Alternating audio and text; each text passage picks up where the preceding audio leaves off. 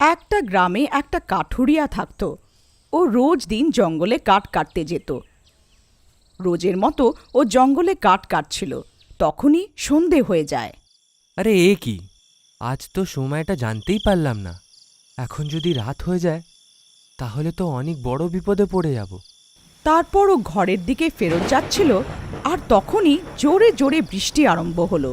আরে এ কি, হঠাৎ বৃষ্টি কি করে হচ্ছে?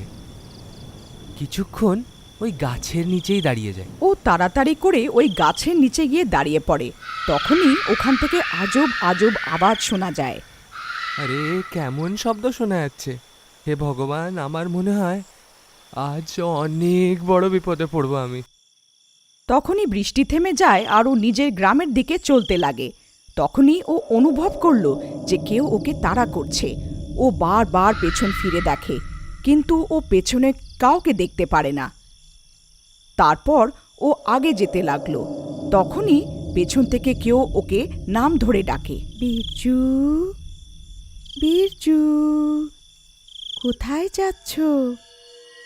বিরজু, বিরজু।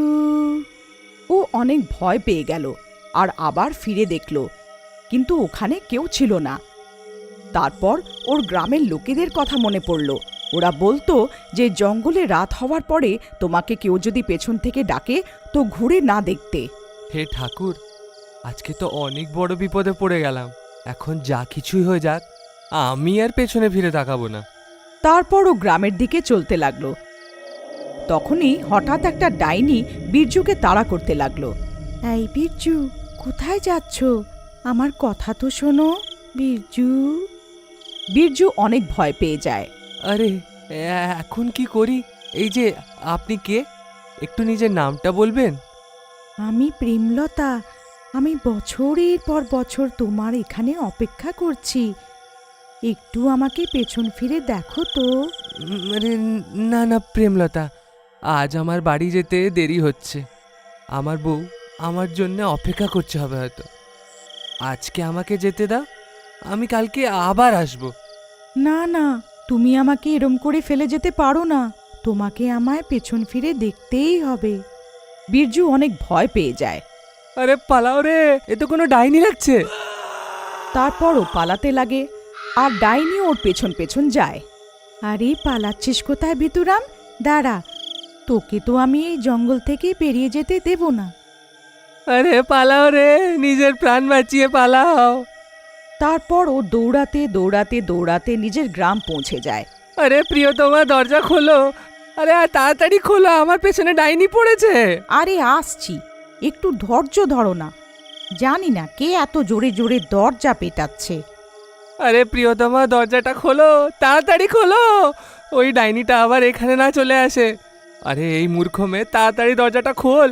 তখন এর বউ দরজা খোলে। বীরজু দৌড়ে ঘরে ঢুকে পড়ে। তাড়াতাড়ি দরজাটা বন্ধ করে দাও, কোথাও ওই ডাইনিটা আমার পেছনে পেছনে এখানে না চলে আসে। হে ভগবান, আপনি ঠিক আছেন তো? আজ তো খুব জোর বেঁচে গেছি। আজকে তো ওই ডাইনিটা আমার পেছনেই পড়ে গেছিল। আপনি ওকে পেছন ফিরে দেখেননি তো? না না, আমি জানতাম যে জঙ্গলে যদি কোনো মেয়ে তোমাকে পেছন থেকে ডাকে তো কখনো ফিরে তাকাতে নেই। কিন্তু আপনাকে তো কাঠ কাটতে রোজ জঙ্গলে যেতেই হবে। এবার কালকে আপনি কি করবেন? যদি আপনি কাঠ কেটে না আনবেন তো শহরে গিয়ে কি বিক্রি করবেন? আমার তো মনে হচ্ছে এই ডাইনির জন্য আমাদের খাবারই জুটবে না। তুমি চিন্তা করো না, এমনি কিছু হবে না। আমি এই ডাইনির ভয় পেয়ে এই জঙ্গল থেকে কাঠ আনা কখনো ছাড়বো না। কিন্তু এই ডাইনি যদি কালকে আবার আপনার কিছু ক্ষতি করে তাহলে কি করবেন? তুমি চিন্তা করো না, আমার কাছে একটা উপায় আছে। তুমি গিয়ে এবারে শুয়ে পড়ো, রাত অনেক হলো। তারপর ওর বউ নিজের ঘরে শুতে চলে যায়। পরের দিন বীরজু আবার জঙ্গলে কাঠ কাটতে যায়। বীরজু ভয় ভয়ে জঙ্গলে পৌঁছায় আর কাঠ কাটতে লাগে। হে ঠাকুর, আজ ওই ডাইনিটা আবার চলে না আসে। তাড়াতাড়ি আমি এই কাঠগুলো এখান থেকে কেটে চলে যাই। এখনো অবধি তো ওই ডাইনিটার ছিটে ফোটাও দেখা যাচ্ছে না। একটা কাজ করি, কালকের যে কাঠগুলো কাটবো সেটাও আজ কেটে নিই, যাতে কালকে আর জঙ্গলে না আসতে হয় আমাকে। তখন লোভের চোটে ও আরও কাঠ কাটতে লাগে। তখনই অন্ধকার হয়ে যায়। আর ভয়ঙ্কর আওয়াজ আসতে থাকে। আরে এ কেমন আওয়াজ আসছে?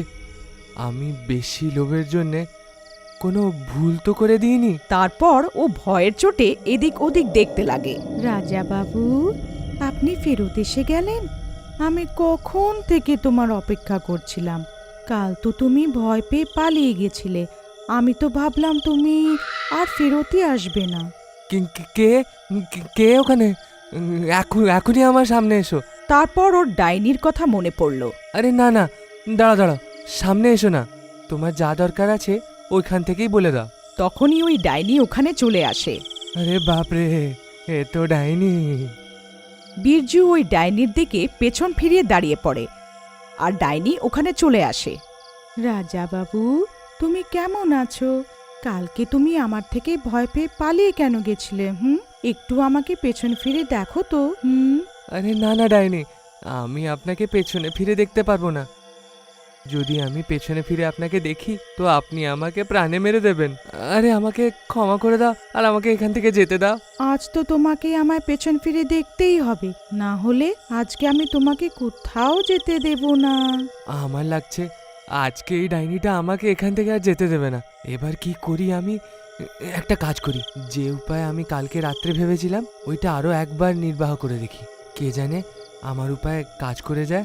ঠিক আছে ডাইনি, আমি আপনাকে পেছনে ফিরে নিশ্চয়ই দেখব, কিন্তু তার আগে আমার একটা শর্ত আছে। কেমন শর্ত? আপনি নিজের চোখটা বন্ধ করে নিন, তারপর আমি তাকাবো। আচ্ছা, তো রাজাবাবু আমার থেকে লজ্জা পাচ্ছে।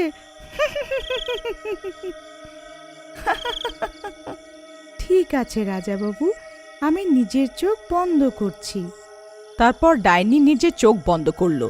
তখনই বীরজু দৌড়ে যায় আর নিজের ঝুলির থেকে একটা আয়না বের করে নিয়ে আসে আর ডাইনির সামনে দাঁড়িয়ে যায়। ডাইনি ডাইনি, দেখো আমি তোমার সামনেই দাঁড়িয়ে আছি, এবার তুমি নিজের চোখটা খুলতে পারো। তখনই ডাইনি নিজের চোখটা খোলে আর আশ্চর্য হয়ে যায়। ও নিজের সামনে আরেকটা ডাইনিকে দেখতে পায়। আরে কে তুই? এ আমার ফাঁদে পড়েছে, তুই একে ছেড়ে দে। তারপর ওই ডাইনি নিজের প্রতিফলনাকে ভয় পাওয়ানোর চেষ্টা করে। এই জঙ্গলে শুধু আমার রাজ আছে, তুই এখনই এই জঙ্গল ছেড়ে এখান থেকে চলে যা।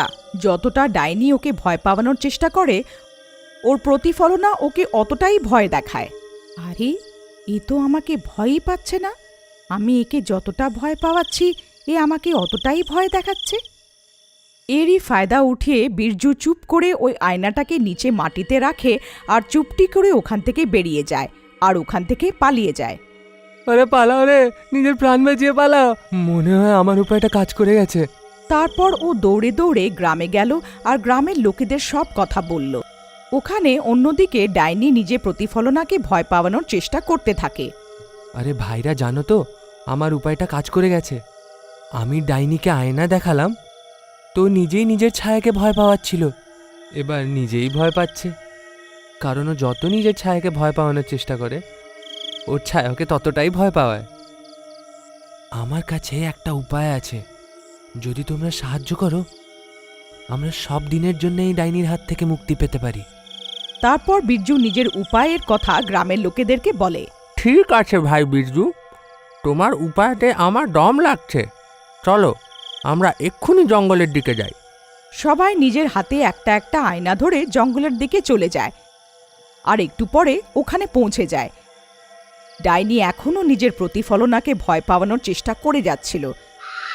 গ্রামের লোকে ওখানে পৌঁছে নিজের নিজের আয়নাকে সামনের দিকে করে দেয়।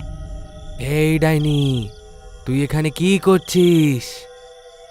এটা আমাদের জঙ্গল, তুই এক্ষুনি এই জঙ্গল ছেড়ে চলে যা, নাহলে আমরা সব ডাইনিরা মিলে তোকে মেরে দেব। ডাইনি নিজের সামনে এতগুলো ডাইনিকে দেখে ভয় পেয়ে যায়। হায় রে, এতগুলো ডাইনি কোথা থেকে চলে এলো?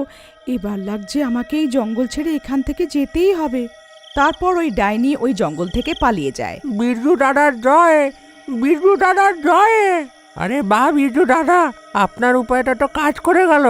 আপনার জন্যে আমরা এই ডাইনির হাত থেকে মুক্তি পেয়ে গেলাম। বিরজু দাদার জয়, বিরজু দাদার জয়।